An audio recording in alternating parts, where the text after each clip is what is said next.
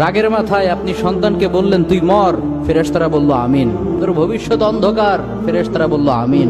রেগে মেগে আপনি আপনার মেয়েকে বললেন জীবনেও তোর কপালে স্বামীর ভাত জুটবে না, ফেরেশতারা আবারও বলল আমিন।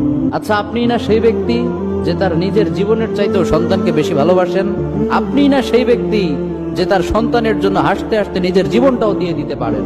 আপনি না সেই ব্যক্তি যে আল্লাহর কাছে নিজের চাইতেও সন্তানের জন্য বেশি দোয়া করে? তাহলে কি করে নিজের হাতে নিজের সন্তানের এত বড় ক্ষতি করতে পারলেন? Doesn't make any sense.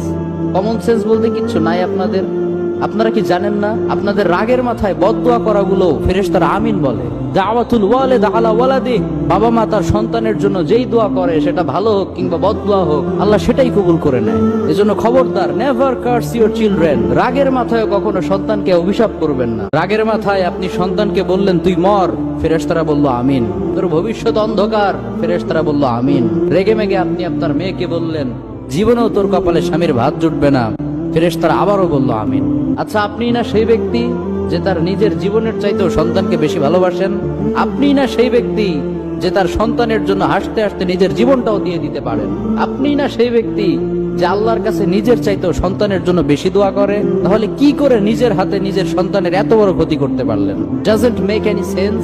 Common sense বলতে কিচ্ছু নাই আপনাদের। আপনারা কি জানেন না আপনাদের রাগের মাথায় বদদোয়া করাগুলো ফেরেশতারা আমিন বলে? দাওয়াতুল ওয়ালিদ আলা ওয়ালাদি, বাবা মা তার সন্তানের জন্য যেই দোয়া করে সেটা ভালো হোক কিংবা বদদোয়া হোক, আল্লাহ সেটাই কবুল করে নেয়। এজন্য খবরদার, নেভার কার্স ইওর চিলড্রেন। রাগের মাথায় কখনো সন্তানকে অভিশাপ করবেন না।